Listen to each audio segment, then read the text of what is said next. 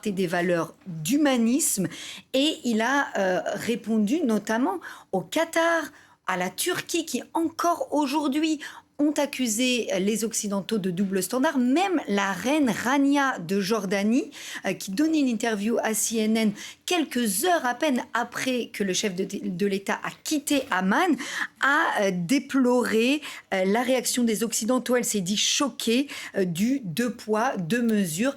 Emmanuel Macron a donc répété que pour les Français, pour lui, une vie palestinienne vaut autant qu'une vie israélienne.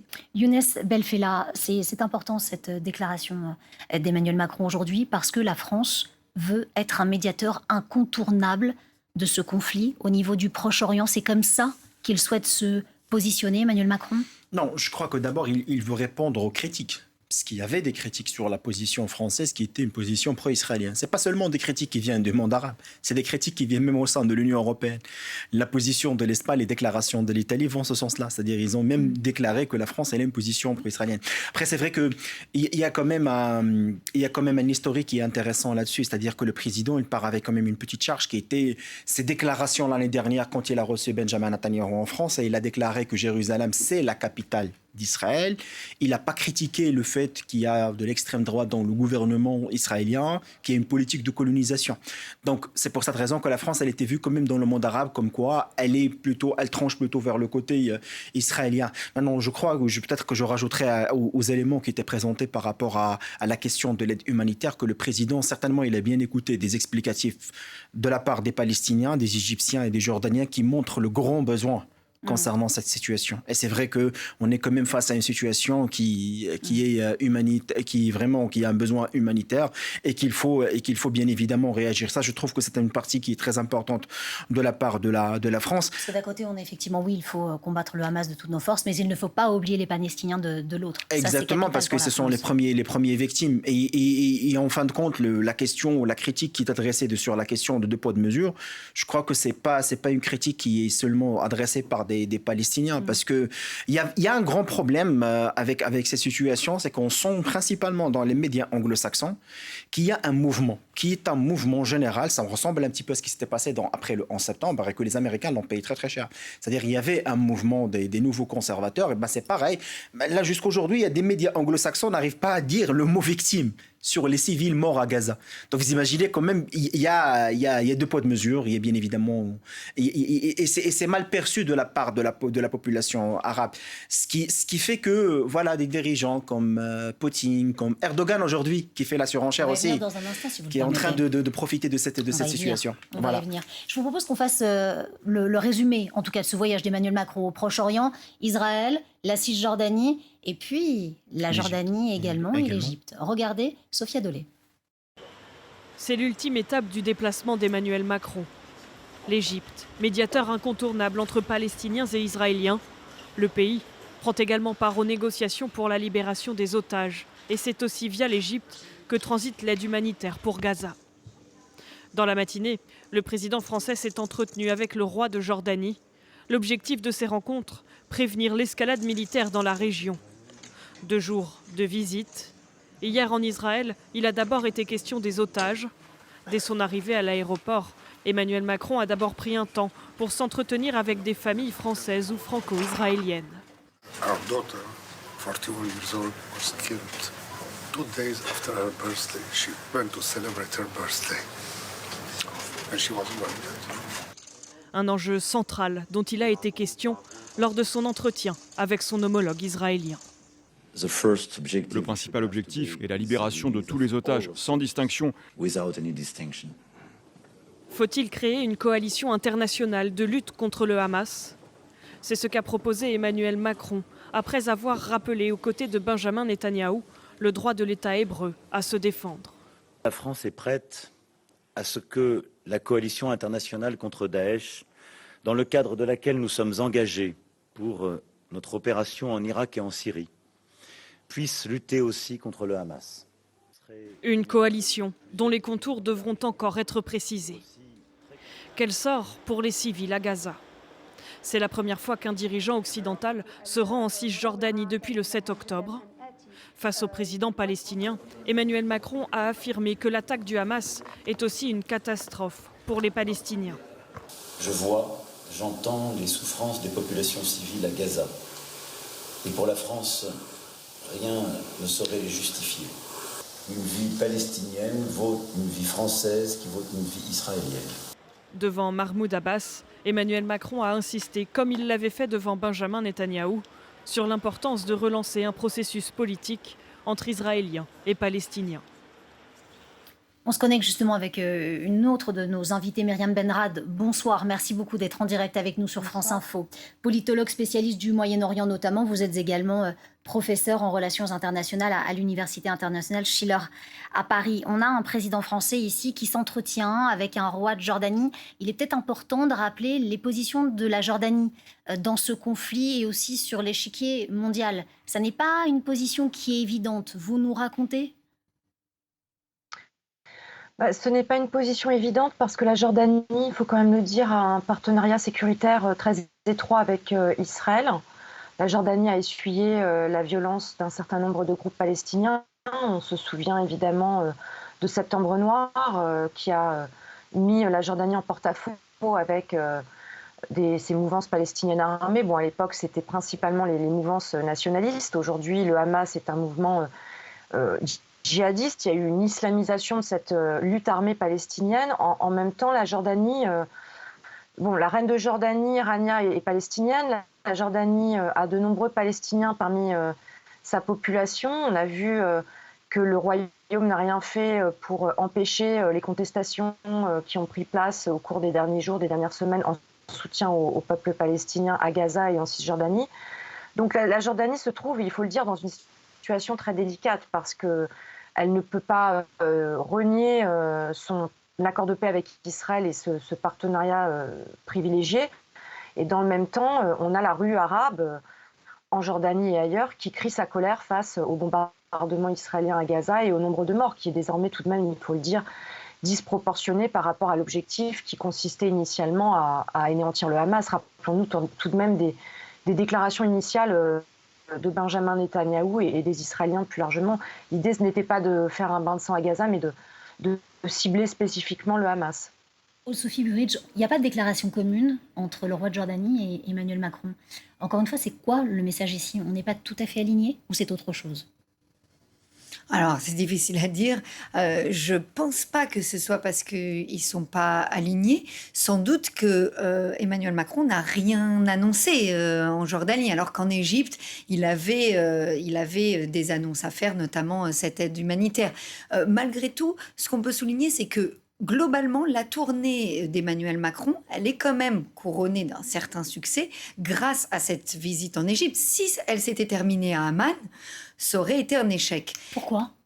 Parce que justement, il n'avait rien obtenu de concret. Il avait joué le jeu de l'équilibre en ayant parlé à la fois à Israël et à Mahmoud Abbas et à la Jordanie. En Égypte, il a obtenu des résultats dans le sens où il a pu faire des annonces, il a pu bénéficier d'un soutien vraiment clair de la part du président Al-Sisi qui l'a remercié à plusieurs reprises, qui lui a même dit que l'histoire témoignerait des efforts qu'il a déployés. Donc, si, encore une fois, sa tournée, sa visite s'était terminée à Amman, ça aurait sans doute été problématique pour Emmanuel Macron. D'ailleurs, la visite en Égypte, elle a été rajoutée un peu au dernier moment. On n'était pas sûr qu'il y aille. Il y a été finalement. Et c'est tant mieux pour lui parce qu'il a pu, comme ça, finir sur une note positive. Younes Belfella, depuis le début de ces attaques, en tout cas qui ont commencé le 7 octobre sur le sol israélien et qui se sont poursuivis par la suite avec des bombardements israéliens que l'on connaît, le roi de Jordanie a eu une posture ferme et claire. Il a condamné et en même temps, j'ai envie de vous dire, il a aussi rappelé qu'il ne voulait pas de réfugiés. Est-ce qu'on est sur deux salles, deux ambiances, deux messages qui peuvent parfois s'opposer ? Non, il faut savoir quand même que la Jordanie a une particularité. C'est un pays qui gérait à certains moments la Cisjordanie, d'accord ? Le grand-père du roi actuel, il était tué par des Palestiniens. le roi ou le père de roi actuel, il a signé l'accord de paix avec les Israéliens. 60% de la population de la Jordanie, c'est une population d'origine palestinienne. Et en même temps, c'est juste qu'aujourd'hui, la Jordanie, elle a la main sur la gestion de tout ce qui concerne les lieux saints au niveau de Jérusalem pour les musulmans. Et donc, effectivement, elle a une influence quelque part sur ce dossier. La Jordanie, elle n'a pas prouvé les projets, par exemple, de Donald Trump et de Benjamin Netanyahu sur les accords d'Abraham et sur la politique de la colonisation. Il y avait de la tension même au niveau interne et au sein de la famille royale de la Jordanie parce qu'il y avait une tentative de coup d'État qui était préparée par le frère du roi actuel. Et effectivement, c'est un pays aussi qui vit dans une crise économique extrêmement développée. Donc forcément, il y a des impératifs. Donc je comprends la position de la Jordanie qui reste une position très très ferme, mais très attentive par rapport à ce qui se passe dans la région. Et ça risque d'avoir un embrasement même en interne de la Jordanie. Donc c'est pour ça qu'il faut à l'intérieur même du pays. À l'intérieur, oui, clairement au-delà de la Jordanie, parce que ça c'est avec deux groupes qui pourraient s'opposer, les pros et les anti. Ça peut être le cas, comme ça peut être aussi le cas des Jordaniens qui sont d'origine palestinienne, ou d'ailleurs même la reine Rania, la femme de roi, est d'origine palestinienne. Donc forcément, on est quand même sur une société qui prend en considération la dimension palestinienne, et c'était toujours la porte ouverte pour les Palestiniens de la Cisjordanie pour faire des études, pour faire des affaires, pour voyager. C'était toujours une relation extrêmement développée. Maintenant, sur la visite du président Macron, je trouve qu'il y a un maillon qui manquait. C'est-à-dire que, en fait, ce que voulait le président faire, c'était le fait de faire un sommet, de regrouper les Israéliens avec les Palestiniens et les dirigeants des pays arabes, c'est-à-dire là où les Américains ont échoué, et de faire un sommet de paix régional. Et à travers ce sommet, il y aura la condamnation du Hamas et même on va sortir avec une forme d'une opération militaire israélienne qui garde le prestige de cette armée israélienne. Et troisièmement, ça prépare un processus de paix. On ménage le chou et la chèvre. Exactement, mais ça n'a pas marché. D'ailleurs, c'est pour cette raison que je crois qu'il a fait secours à l'Égypte. C'est un allié stratégique de la France et la relation, elle était très très développée entre le président Macron et le maréchal Abdel Fattah el-Sisi depuis 2014, parce qu'il y avait également des accords concernant les Rafales, concernant des accords militaires, des accords économiques, et c'était aussi une contribution des deux pays en matière de lutte contre le terrorisme. Certainement, il y avait des critiques pour le président Macron sur le fait qu'il n'a jamais critiqué la question des droits de l'homme en Égypte. Ça coïncide maintenant avec des élections à 2 mois, 3 mois en Égypte. Et donc, je crois que c'est pour cette raison qu'il a fait secours à son allié préféré dans cette région, qui est l'Égypte, représentée par le président Abdel Fattah el-Sisi, pour au moins gagner cette image symbolique de la question humanitaire et qui peut garder en quelque sorte l'image d'équilibre que veut vraiment la France incarner dans cette région. Et je crois que le président, il est en train de découvrir que le problème, il est très très complexe. Et que effectivement, ce qui s'était passé le 7 octobre, il a un avant et un après, et que c'est la situation du Proche-Orient, il ne faut pas la traiter de la même manière qu'on a eu avant. Ouais. Myriam Benrad, vous êtes toujours avec nous à distance. On vient de parler à l'instant de la relation privilégiée d'Emmanuel Macron avec l'Égypte. Ça s'explique aussi parce que Al-Sisi a combattu de toutes ses forces les frères musulmans. On a aussi cette histoire de l'Égypte qui est importante et qui pèse. Quand Emmanuel Macron va en Égypte, il sait ici qu'il peut trouver un véritable allié. Alors, je pense que il faut quand même préciser que ce partenariat avec l'Égypte de Sisi, c'est tout de même essentiellement sur le plan militaire. On a vendu un certain nombre d'armes à l'Égypte du maréchal Sisi, donc il y a quand même cette considération. Alors, il est vrai qu'il y a la question de l'islamisme, de la lutte acharnée du pouvoir égyptien contre les frères musulmans. Dans le même temps, on peut tout de même souligner que la France a des liens très forts avec le Qatar, qui est un pays qui soutient formellement du reste cette mouvance, qui a fourni un appui, on le sait, direct au Hamas. Donc il n'y a pas réellement de cohérence française par rapport à cela. Je crois que c'est surtout parce que l'Égypte a un rôle de médiateur historique dans ce conflit, qu'Emmanuel Macron, qui, on le voit, n'a pas réellement articulé de vision avant l'attaque du 7 octobre 2023. Enfin, il y a eu un désintérêt français pour le Proche-Orient, c'était quand même très clair. Donc je pense qu'Emmanuel Macron, la France choisit de s'appuyer sur l'acteur égyptien qui, encore une fois, a une longue tradition de médiation, de négociation, pour essayer de trouver une issue. Donc on attend beaucoup des Égyptiens, parce qu'aussi, disons les choses, la France, les États-Unis ne sont plus réellement en odeur de grâce dans certaines capitales arabes. Et là, le discours qui a été fait par Emmanuel Macron, qui est quand même un discours très aligné sur la position israélienne, sur la stratégie israélienne, je ne pense pas qu'il a rassuré un certain nombre de ses dirigeants. Donc, c'est une visite qui est symbolique, mais qui, à mon avis, ne va pas conduire à grand-chose, y compris d'ailleurs sur la question de former une coalition. On s'interroge tout de même sur les modalités de cette coalition et dans quelle mesure la France pourrait intervenir. J'aimerais qu'on y revienne dans un instant sur cette coalition, mais on voulait vous montrer aussi ces images. Ces images, c'est la Turquie avec Erdogan qui rentre dans la danse, dans un discours virulent, devant ses parlementaires, qui se lèvent et qui l'applaudissent. Eh bien, il y a Erdogan qui encense le Hamas. Je vous propose qu'on l'écoute et qu'on en parle juste après. Écoutez. Le Hamas n'est pas un groupe terroriste, c'est un groupe de libérateurs et de moudjahidines qui se battent pour protéger leurs terres et leurs citoyens. Evet. Bir kurtuluş ve bir mücahitler grubu. Haute-Sophie Burridge, on a ici un Erdogan qui est bien présent, on l'avait vu, peut-être un peu plus silencieux du côté de l'Ukraine et de la Russie, bien qu'il ait un rôle intéressant, on y reviendra avec vous, Younes Belfella, mais ici, il y a un message qui est clair. Au départ, Erdogan a été dans la retenue. Juste après le 7 octobre, il ne voulait pas trop entacher le réchauffement des relations qu'il a entrepris avec Israël depuis quelques mois. Et il était plutôt sur la réserve. Il a évidemment condamné, mais assez frileusement. Et puis, il y a eu un tournant, sans doute, avec l'explosion à l'hôpital de Gaza, où là, il a qualifié l'attaque de génocide. Et à partir de ce moment-là, il n'a plus du tout été sur la réserve, à critiquer évidemment Israël, mais aussi les Occidentaux qui pratiquent ce double standard dont on a parlé.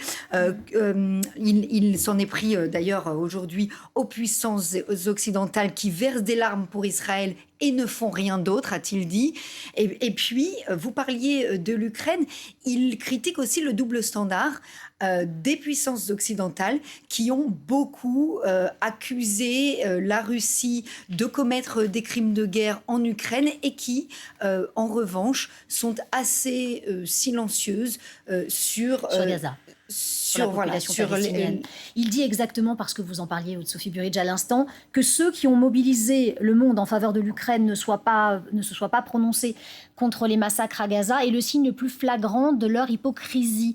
Younes Belfella, est-ce que l'occasion fait ici le larron pour Erdogan de pouvoir peut-être s'immiscer plus sur la scène diplomatique internationale et marquer une Turquie qui est forte et presque vindicative?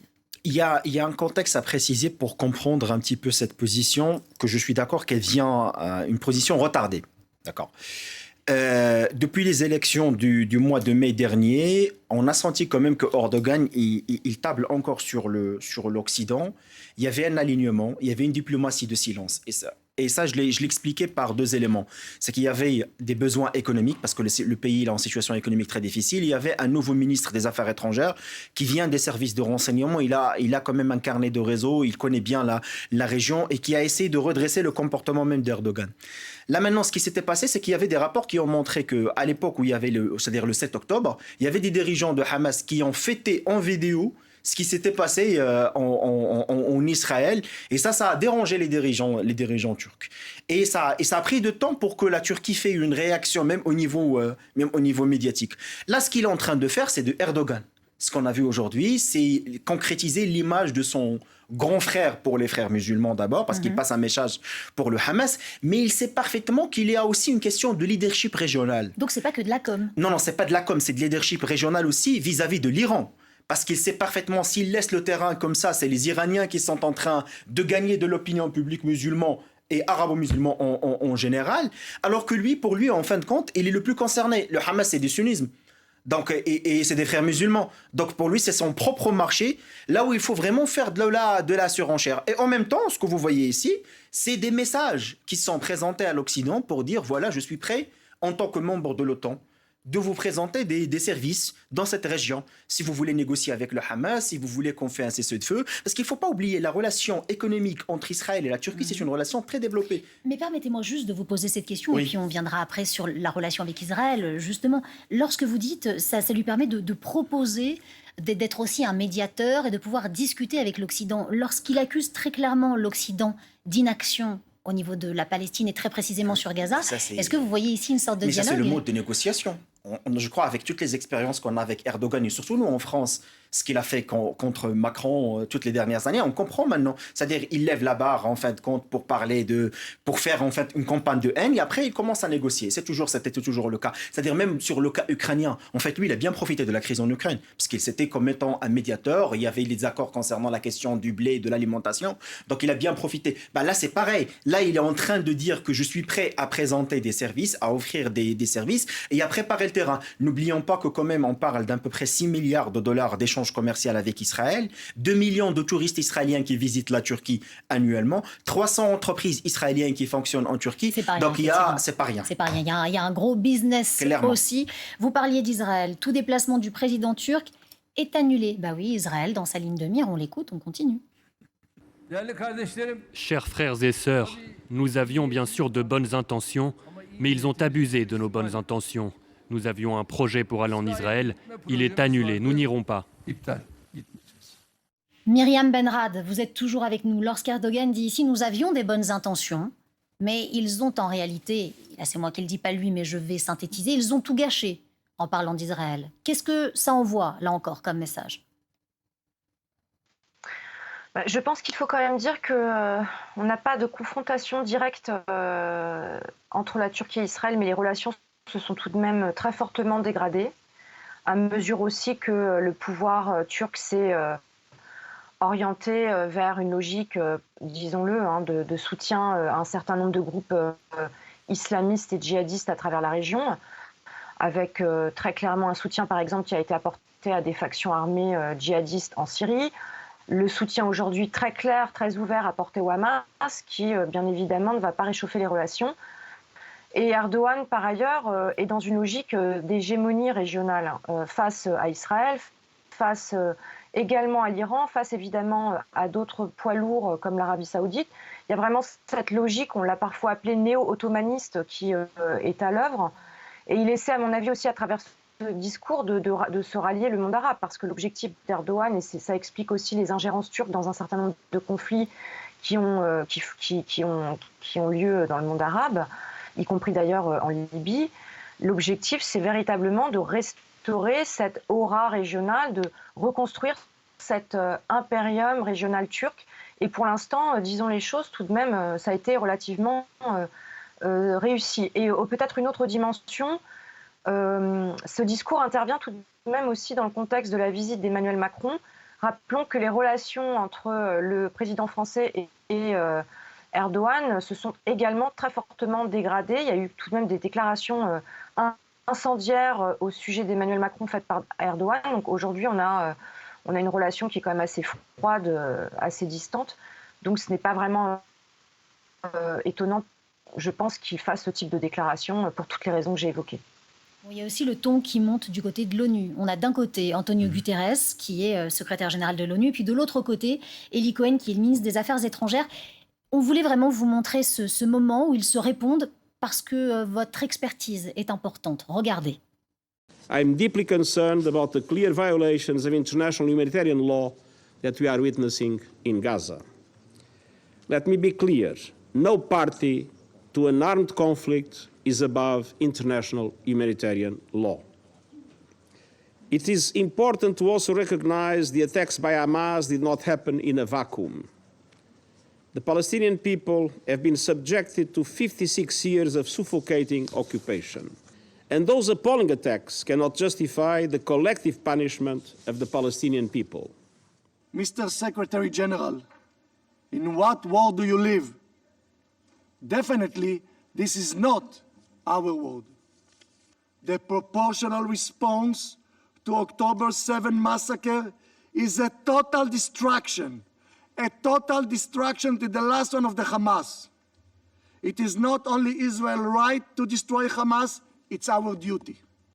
Aude-Sophie Burridge, il est très clair ici, le ministre des Affaires étrangères israélien, il s'appelle Eli Cohen, vous êtes déconnecté de la réalité. Il demande la démission d'Antonio Guterres quand il lui dit ça. Non, mais ce qui est intéressant, c'est que Israël critique l'ONU.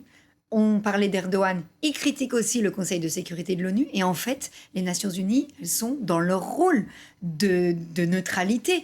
Par contre, c'est vrai que cette crise a affaibli l'importance des Nations Unies parce qu'on a l'impression qu'ils parlent et que personne n'écoute. Quand Antonio Guterres demande à Israël de respecter le droit humanitaire, de respecter les civils, de garantir les besoins en eau, en soins sur la bande de Gaza, est-ce qu'ils sont écoutés? Est-ce qu'il est écouté? Antonio Guterres, pas du tout. Et donc, c'est évident que Israël critique les Nations Unies parce qu'ils considèrent qu'ils sont trop modérés. Et puis, d'un autre côté, tous les pro-palestiniens considèrent que l'ONU devrait être plus ferme, mais n'a pas de moyens de coercition. Younes Delfella. Il y a deux éléments à signaler par rapport à cette séquence-là. La première, c'est que on sent que voilà, ça montre clairement ce que veut Israël. Elle veut pas de conseil, elle veut pas de critique, elle veut pas d'historique, elle veut pas de politique. Ils veulent un soutien militaire. Point à la ligne. C'est qu'on sent qu'il y a, je dirais, le soif de représailles, de vengeance, la volonté de faire une opération militaire quoi qu'on coûte. Donc voilà, le plus important, c'est qu'il faut un soutien là-dessus. C'est ce que ça vous évoque très clairement ici précisément. C'est clair, parce que franchement, le secrétaire général n'a pas dit de grand-chose en fin de compte. Donc on sent que voilà, il y a cette partie-là. La deuxième partie, ça concerne les Nations Unies. C'est que, bon, effectivement, la relation, elle est toujours tendue entre Israël et les Nations Unies, parce qu'Israël ne respecte pas beaucoup de résolutions des Nations Unies. Elle se nourrit diplomatiquement grâce au veto américain, à plusieurs reprises. Et maintenant, ça nous montre que quand même, les Nations Unies n'ont plus de pouvoir. C'est une organisation sans pouvoir, c'est ça le problème. C'est qu'en fait, ils n'arrivent pas à prendre des décisions, ils n'arrivent pas à aller sur le terrain, ils n'arrivent pas à adresser des messages politiques. Et je crois que c'est pour cette raison que voilà, les Nations Unies, c'est une organisation qui était faite au XXe siècle. Là, maintenant, on est sur le XXIe, avec une nouvelle génération de problématiques politico-économiques. Et on a besoin d'autres institutions pour bien comprendre et pour bien avoir la main sur ce genre de dossier. Je voulais aussi vous rappeler ces chiffres. Aujourd'hui, le gouvernement du Hamas annonce 80 morts dans la nuit dans des frappes israéliennes. Depuis le début du conflit, 5791 morts avec 2360 enfants selon le ministère de la Santé du Hamas. Un peu plus de 1400 morts du côté israélien et puis 220 otages, dont 9 Français. Aujourd'hui, une conférence des familles des otages qui a lieu à 14h à Paris, organisée par le CRIF. Je vous propose qu'on écoute ces familles. Je ne peux même pas vous exprimer ce qu'on ressent quand on commence à perdre sa famille. Quand on perd les membres de sa famille, les uns après les autres, dans l'ordre dans lequel ils habitent au sein du kibbutz. S'il vous plaît, soyons humains. Yegev et Rimon ont une famille qui les attend. Ce sont des gens qui ont toujours aidé ceux dans le besoin et maintenant c'est à nous de les aider et d'aider tous les autres otages. Permettons-leur de rentrer chez eux. Nous sommes terriblement inquiets. Bonsoir Gilles Bernstein. Bonsoir Jeanne. Soyez le bienvenu, éditorialiste politique France Info, cette conférence du CRIF aujourd'hui. Et puis, dans le même temps, annonce de l'entourage d'Emmanuel Macron d'une journée d'hommage en France aux victimes françaises. C'était indispensable ? Oui, en tout cas, c'était nécessaire pour plusieurs raisons. D'abord, le nombre. Il y a 31 morts. On a appris, il y a un mort de plus. Il y a 31 morts. Ça fait de cet attentat l'attentat le plus meurtrier en nombre de victimes françaises depuis l'attentat de Nice en 2016. Ça fait donc 8 ans, d'une certaine manière, heureusement, ça fait 8 ans qu'il n'y avait pas eu d'attentat aussi meurtrier en nombre de victimes françaises. Seulement, c'est vrai qu'on ne s'en est pas rendu compte tout de suite. Il n'y a pas eu cet effet de sidération qu'il y a eu au Bataclan. D'abord parce que c'est loin, ça s'est passé en Israël, parce que voilà, les victimes se sont égrenées au fur et à mesure du temps. Ça n'a pas été 31 d'un coup, d'ailleurs il y en a une de plus aujourd'hui. C'était sur plusieurs théâtres d'opération, donc l'opinion publique française a mis du temps à se rendre compte à quel point cet attentat avait fait des victimes parmi la population française, et il était donc important qu'il y ait une population qui vienne le rappeler. Autre raison, victime d'attentats terroristes, eh bien, ça veut dire qu'il y a des terroristes. Et ça, suivez mon regard, c'est pas inutile. J'imagine que l'Élysée avait à cœur d'envoyer un message politique à ceux qui, 18 jours, on est le 7, 18 jours après les attentats, ont encore et toujours du mal à prononcer le mot terroriste. Je pense évidemment à la France insoumise, quand on rendra hommage, quand il y aura les cercueils de ces gens victimes d'attentats terroristes, le message envoyé par l'Élysée et la majorité sera manifestement, s'il y a des victimes, c'est qu'il y a des terroristes. Et puis je dirais enfin que le président de la République, il aime ces moments d'unité nationale, ces moments solennels où il peut incarner le pays, se poser en père de la nation, absorber l'émotion, ces moments où, selon l'expression de l'Élysée, que je ne reprends pas à mon compte, mais que la majorité dit, ces moments où on peut faire nation, il adore ça. Younes Benfella, faire nation, on fait nation ici, très clairement en France, autour de cette question des otages aussi. Non, je crois qu'il y a déjà un premier point que je trouve très important, c'est-à-dire qu'effectivement, je suis d'accord, c'est l'attentat le plus meurtrier des Français après l'attentat de Nice, et ça veut dire que les Français sont aussi ciblés à l'étranger. Ça, c'est une dimension qui est très importante en termes de terrorisme, et c'est vrai qu'avec tout ce qu'on voit actuellement, il y a une certaine ubérisation du terrorisme. Et en termes de mode d'emploi, les moyens, la logistique qui est utilisée, et l'idéologie qui va avec devient de plus en plus correspondante par rapport à ce qu'on voit. Et ça, je crois que effectivement, ce qu'on a besoin vraiment de faire sur la partie sécuritaire, c'est de voir un petit peu notre logiciel de compréhension du phénomène de terrorisme, parce qu'il a beaucoup évolué et on n'est pas sur les mêmes cas d'attentats qu'on a eu par exemple dans le Bataclan, mais on est sur des attentats différents avec un mode opératoire qui est largement différent, et ça demande un effort de modernisation de l'appareil sécuritaire. Donc d'évolution. Dans la question évolution, et l'évolution, ça ne veut pas dire seulement avec des logiciels, avec de la sécurité qu'on va traiter le terrorisme. C'est qu'il faut un effort sociologique, il faut un effort psychologique, il faut un effort politique, et il faut un effort réglementaire. Ça, c'est des éléments qui sont très importants, surtout que quand même, il y aura quand même beaucoup de prisonniers retenus par la question de terrorisme qui vont sortir dans les prochaines années. Maintenant, sur le message politique, je suis d'accord qu'effectivement, ça fait quelque chose de solidarité. C'est très très important de la part du président Macron, et j'espère que ça va calmer la scène politique en France, parce que quand même depuis le 7 octobre on est sur une surenchère politique incroyable. Allez, l'occasion pour moi de vous remercier, Myriam Benrad, vous qui êtes à distance et qui avez été en direct avec nous aujourd'hui, spécialiste des questions internationales. Merci à vous, Aude-Sophie Burich, spécialiste internationale France Info.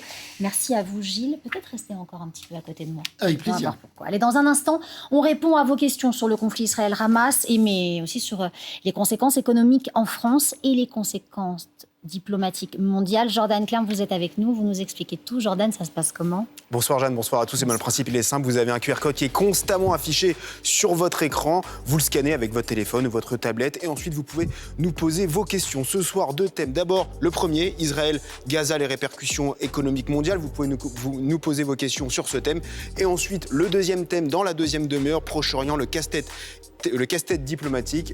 Regardez, nous on a notre tablette, on attend vos questions au VR, on va plus loin, c'est maintenant. Merci beaucoup Jordan, on se retrouve tout de suite après la météo, restez bien avec nous. Pour des repas en famille toujours au beau fixe, regardez la météo avec Picard et son service de livraison à domicile. Tous vos produits livrés partout en France, au même prix qu'en magasin. Prenez soin de votre santé et de l'environnement en regardant la météo avec le groupe Vive. Groupe Vive pour une santé accessible à tous.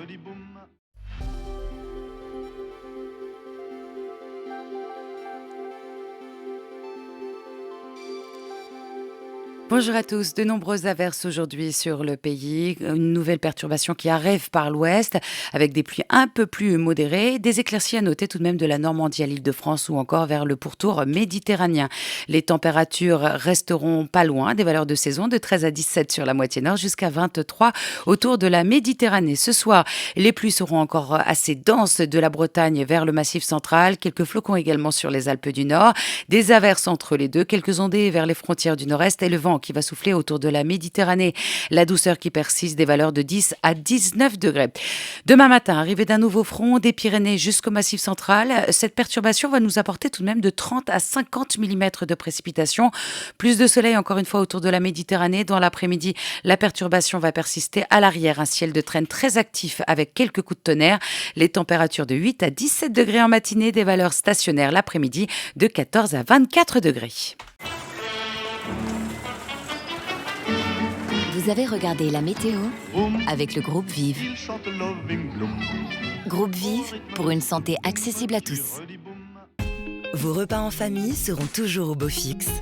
C'était la météo avec Picard et son service de livraison à domicile. Tous vos produits livrés partout en France au même prix qu'en magasin.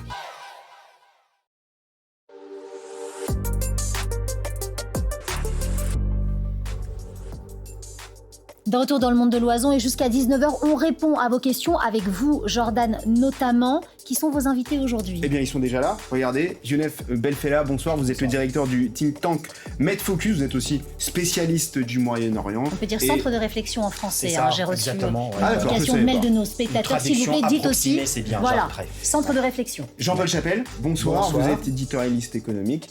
Et ce soir, vous allez répondre aux questions des téléspectateurs sur un premier thème, Israël, Gaza, les répercussions économiques mondiales. On y va, c'est parti. C'est parti, première question. Regardez, Pléty qui nous pose déjà une question. La guerre en Ukraine a eu un grand dérèglement économique mondial. Qu'en est-il si plusieurs pays du Proche-Orient se joignent au Hamas ? Alors, si plusieurs pays se joignent au Hamas, effectivement, ça peut prendre des proportions. Il y a déjà, ce qu'on peut observer, un impact sur les prix du pétrole et du carburant. Vous l'avez remarqué si vous avez fait le plein de ces derniers jours. Selon les derniers chiffres, on va peut-être les voir apparaître, le prix du gazole a augmenté de 3 centimes et demi, 3,4 centimes à 1,88 € le litre, et le sans-plomb 95 est à 1,83 €, c'est 1 centime et demi de plus en une semaine.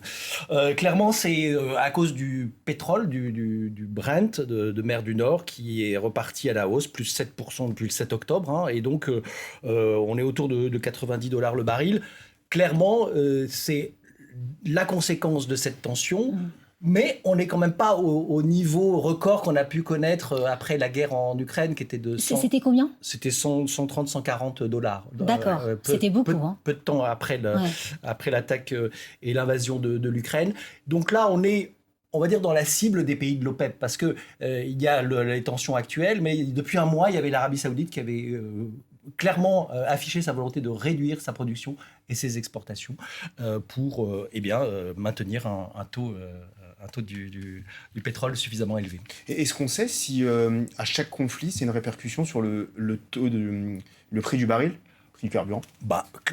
Le plus souvent, oui. Alors, pour l'instant, vous voyez, il est modéré par rapport au record qu'on a pu connaître, mais en réalité, la vraie inquiétude, c'est l'Iran, parce que pour l'instant, l'Iran n'est pas entré directement dans le conflit. Mais si il rentrait dans le conflit, ou si les États-Unis décidaient d'être beaucoup moins coulants sur les sanctions et l'embargo dont l'Iran est l'objet, eh bien, l'Iran qui aujourd'hui exporte encore du pétrole, 2 millions de barils par jour, eh bien là, si effectivement il y avait des restrictions, ça aurait un impact bien plus important sur le prix du pétrole et donc sur le prix du carburant. J'ajouterais qu'il y a un élément qui est très important, c'est qu'après la guerre en Ukraine, il y avait des contrats signés entre l'Union européenne et Israël concernant la question du gaz. Et donc là, avec la guerre, effectivement, Israël a arrêté le champ de Tamara. Et il y a aussi un projet qui était arrêté, qui était le projet du Gaza City. C'est la côte du Gaza, c'est à peu près 32 milliards de mètres cubes, on va dire, comme richesse de gaz. Il y avait aussi l'accord signé entre Israël et le Liban concernant les frontières maritimes, et qui, en fait, adresse un message très important. D'ailleurs, moi, je trouve que l'envoi même américain des ports d'avions, c'est pour protéger et sécuriser la Méditerranée orientale, qui représente le nouveau vivier de gaz pour l'Union européenne. Donc ça, c'est une conséquence directe. Maintenant, si je vais aller vers le scénario, et je partage le même scénario concernant l'Iran, j'ajouterais peut-être qu'on a l'expérience de la guerre du Kippour en 1973, là où les pays arabes ont bloqué les marchés de pétrole. Et ça, c'est un scénario aussi qu'on doit prendre en considération. C'est vrai que c'est un petit peu loin, c'est pas le même contexte. Oui. Mais et la situation n'est pas comparable parce qu'aujourd'hui, les États-Unis produisent énormément d'hydrocarbures. Mais nous, en Europe, on sera affecté par question de prix. Parce que c'est ça le problème. C'est pas seulement le fait de voir le produit, il est disponible ou non, mais à quel prix. Il y a toujours des répercussions économiques. Quoi qu'il en coûte, j'ai envie de vous dire, quoi qu'on fasse. Oui, alors quoi qu'il en coûte, l'expression, elle peut être prêtée à confusion, mais en réalité, ce qu'on voit, c'est que il y a un axe multipolaire qui se dessine, c'est-à-dire on voit Moscou, Pékin et Téhéran qui de plus en plus s'organisent dans un axe anti-Occident. Et donc c'est la fin d'une époque qu'on a connue ces dernières années, d'une mondialisation assez fluide, avec des échanges avec la Chine qui étaient très fluides, y compris avec la Russie. Et bien maintenant, on doit tenir compte de ça. Et ben, si les relations commerciales sont beaucoup plus tendues, voire s'arrêtent, entre ces zones-là, et ben, ça fait des produits plus chers, tout simplement, parce qu'il y a moins de commerce, moins d'exportation et moins d'importation de matières premières. Et puis, ces pays, donc Iran, Russie, Chine, peuvent utiliser leurs matières premières, mais pas seulement le pétrole, toutes les terres rares, utiliser leurs matières premières comme moyen d'établir un rapport de force avec l'Occident et donc avec nous. Une question de Lou. Lou, elle se demande, alors elle nous le dit, elle habite à Villeurbanne, est-ce que, comme pour la guerre en Ukraine, la guerre au Proche-Orient va faire augmenter les prix de l'alimentaire dans mon supermarché ? Je ne crois pas. Pour l'instant, je ne vois pas d'impact direct. Alors, c'est vrai que Israël produit, exporte des produits agricoles, des carottes, des pommes de terre, des avocats. Mais enfin, il y a des sources suffisamment diversifiées en France et en Europe. Le panier de France Info que l'on va peut-être voir apparaître, il est à 109,60 €. C'est une hausse de 12,3% en septembre sur un an. C'est déjà beaucoup. Alors là c'est le taux de chômage, on y viendra peut-être dans un instant. Mais si on peut voir le panier, alors il a augmenté de 12% en un an, de quasiment 20% en 2 ans. C'est déjà beaucoup. On ne voit pas d'augmentation supplémentaire, notamment sur l'alimentaire. Enfin, moi, je n'en vois pas. J'ai un autre élément à rajouter, c'est par rapport à la question des supply chains, c'est les chaînes de logistique. C'est-à-dire, c'est là où on peut avoir un impact. C'est-à-dire qu'on est quand même à quelques semaines du G20. Au G20, ils ont parlé de ce projet qui va transporter de la marchandise de l'Inde passant par le Proche-Orient pour arriver à l'Union européenne, qui est un projet normalement équivalent au projet de la route de la soie, le projet chinois. Et donc, forcément, ce qui peut être menacé, c'est effectivement le nombre d'intermédiaires, la sécurisation de la production, les assurances qui vont être payées, le transport et les coûts du transport. Donc, oui, forcément, on peut avoir comme effet indirect une augmentation des prix d'alimentation. J'ai ajouté un autre élément qui est aussi important, c'est que cette tension de guerre dans la région va orienter tous les pays de la région du Moyen-Orient à investir plus dans l'économie de la défense. D'accord. C'est-à-dire que le budget de défense, je prends Israël par exemple, c'est à peu près 23 milliards de dollars annuellement.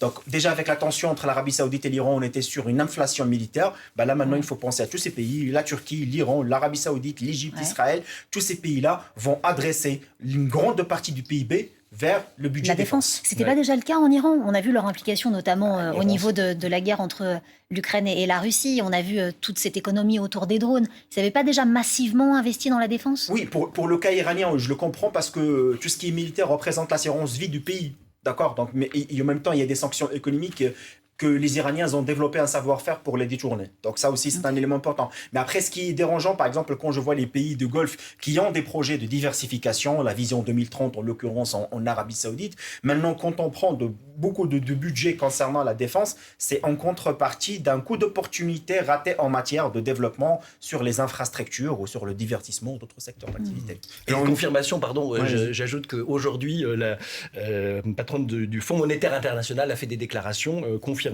que effectivement la guerre entre Israël et le Hamas affecte déjà les économies de la région, notamment l'Égypte, le Liban et la Jordanie. Et hier, le patron de la Banque mondiale avait dit à peu près la même chose en évoquant de graves conséquences économiques pour l'ensemble de la région. Alors on a une question de Max peut-être pour compléter ce que vous disiez tout à l'heure. Si les États-Unis ou Israël frappent l'Iran, donc c'est la politique fiction, mais admettons, un blocage du détroit d'Ormuz est-il possible et quelles en seraient les conséquences économiques? Le détroit d'Ormuz, c'est juste à côté des Émirats arabes unis. Clairement, le détroit d'Ormuz, c'est 15% du commerce mondial.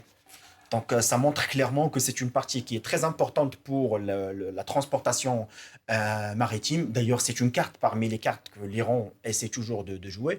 Certainement, pas seulement le détroit d'Ormuz qui sera influencé, mais je crois que tous les pays du Golfe. Donc on pense un petit peu au marché de Dubaï qui représente une vitrine de commerce international. Quand les Houthis, par exemple, ont au Yémen adressé des drones contre l'Arabie Saoudite et attaqué la société pétrolière d'Arabie Saoudite ou attaqué Dubaï, c'était quand même un message de menace extrêmement fort par rapport à des intérêts américains et occidentaux dans cette région. Donc effectivement, c'est un scénario, c'est vrai que je le vois très très loin, mais c'est un scénario qu'il faut le discuter parce qu'en cas d'embrasement dans la région, oui, on sera sur ce genre d'opération. Et bien évidemment, le blocage de ce détroit peut avoir des conséquences énormes au niveau de l'économie mondiale. Ça concerne bien évidemment la question d'une grande inflation.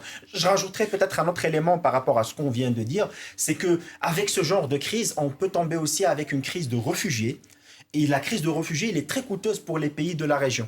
C'est-à-dire que vous avez déjà au Liban qui reçoit à peu près 5 millions de Syriens, l'Égypte qui reçoit quand même 6 millions de réfugiés de toute la région, la Jordanie. Donc on est quand même sur un coût qui est très très élevé.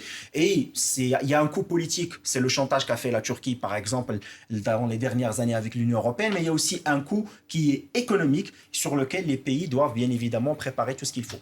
On a une question d'Azim qui vient juste de tomber. Cette guerre va affaiblir économiquement Israël, incontestablement, nous dit-il. Y aura-t-il un effet domino sur la France? Alors, c'est un peu tôt pour le dire, mais coïncidence, pour l'instant, aujourd'hui, on a eu de nouveaux chiffres sur les demandeurs d'emploi qui augmentent. Et ça, c'est un retournement de tendance que l'on sentait venir depuis plusieurs mois parce qu'on a eu une baisse du chômage continue qui prend fin.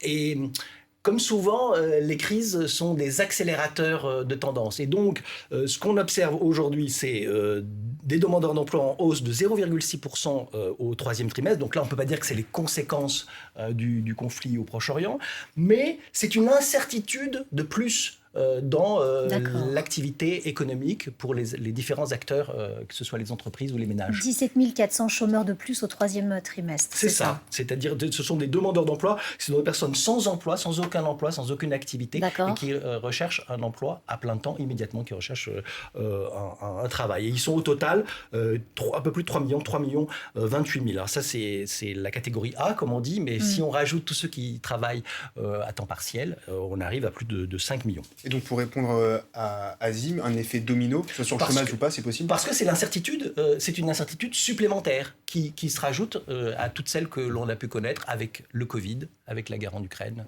et avec les dernières difficultés et la hausse des faillites qui augmente actuellement en France. Je trouve qu'il y a des éléments de réponse qui sont liés à Israël, d'autres par rapport à la France. Par rapport à Israël, il y a des études, même notamment une étude du Centre israélien de la politique économique, qui montre que Israël, dans le cas de guerre, elle perd 26% de son PIB. De la croissance de son PIB. Sans parler bien évidemment sur la question, comme j'ai dit, budget défense, maintenant l'impact sur le transport aérien, sur le tourisme, tout ça ce sont des secteurs qui sont très importants pour une économie quand même émergente comme le cas d'Israël. Maintenant pour la France, on a 200 000 franco-israéliens, d'accord? C'est des binationaux qui peuvent bien évidemment revenir en France, c'est là où je parle de la question d'effet domino. Et je fais quand même un petit rappel qui est peut-être négligé un petit peu dans les médias, c'est que parmi les CAC 40, les entreprises des CAC 40, on a quand même sur 30 entreprises françaises, là où il y a un capital israélien.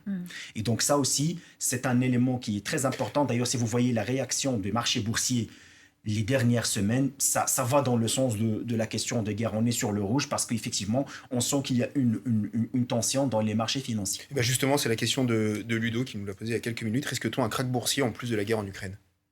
C'est possible, c'est vrai que c'est un scénario qui est très très loin pour le moment, mais effectivement, oui, on peut avoir un crash boursier. Maintenant, ça dépend d'autres facteurs, c'est-à-dire il y a le facteur conjoncturel qui est la question géopolitique, mais est-ce que la gestion des portefeuilles faite par les entreprises, est-ce que le rôle des banques il est assumé, est-ce qu'il y a une réglementation qui est sévère par rapport à cette situation? Donc je crois que aussi l'Union européenne et à travers la Banque centrale européenne nous a averti comme quoi l'année 2024, ça sera l'année de la récession. Et donc, ça, c'est un facteur qu'on doit prendre en considération pour analyser une possibilité d'un crash boursier.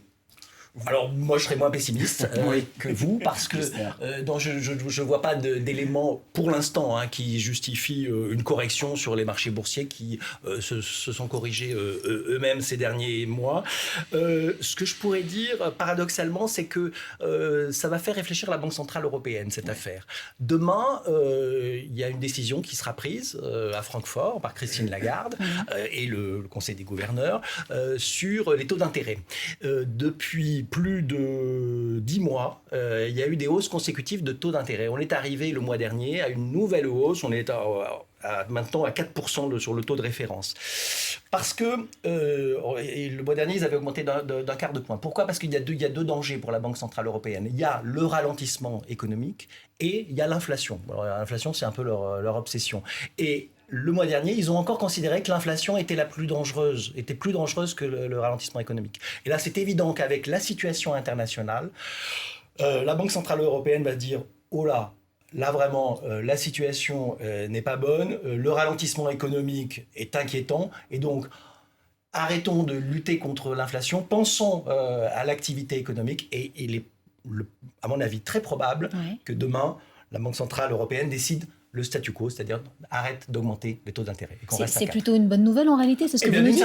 D'une certaine manière, oui, enfin, parce que pour les gens qui empruntent et pour tous ceux qui investissent, c'est une pause. Ça veut dire qu'on arrête de fermer les robinets. Absolument, c'est une pause et un répit. J'aimerais bien signaler... confirmation demain, c'est peut-être... Écoutez, on a croisé les doigts. On va dire je fais ce pari. Mais j'aimerais bien mentionner quand même qu'il y aura 2 événements, d'accord, dans les prochains mois, voire la prochaine année, les élections européennes et les élections américaines. Et ces 2 événements politiques ont des retombées sur la détermination de taux d'intérêt. On veut ou on ne veut pas, on est quand même lié par rapport au marché américain. Et donc, c'est le fédéral américain qui détermine en quelque sorte le taux d'intérêt directeur. On a une question de Samuel qui se demande, le soutien de certaines pétromonarchies au Hamas aura-t-il un impact sur les relations économiques avec les pays occidentaux ? C'est très très loin pour le moment parce que je trouve que les intérêts des pétromonarchies, d'abord parce qu'il faut savoir, les pétromonarchies, à part le Qatar, qui a une position pro-Hamas parce qu'il héberge le Hamas, vous avez déjà 2 ou 3 pays qui caractérise le Hamas comme étant une organisation terroriste. Je pense au Bahreïn, les Émirats arabes unis et l'Arabie saoudite. Et après, vous avez d'autres pays qui ont quand même une position qui est très neutre. Donc, et les relations économiques des pétromonarchies avec l'Occident, soit les États-Unis ou bien l'Europe, c'est des relations qui sont extrêmement développées. Il y a des investissements à l'étranger, il y a une volonté d'avoir une diversification économique, une attractivité des investissements, développement des secteurs tertiaires, surtout la question des services. Ils ne vont pas sacrifier tout ça pour les yeux des Hamas.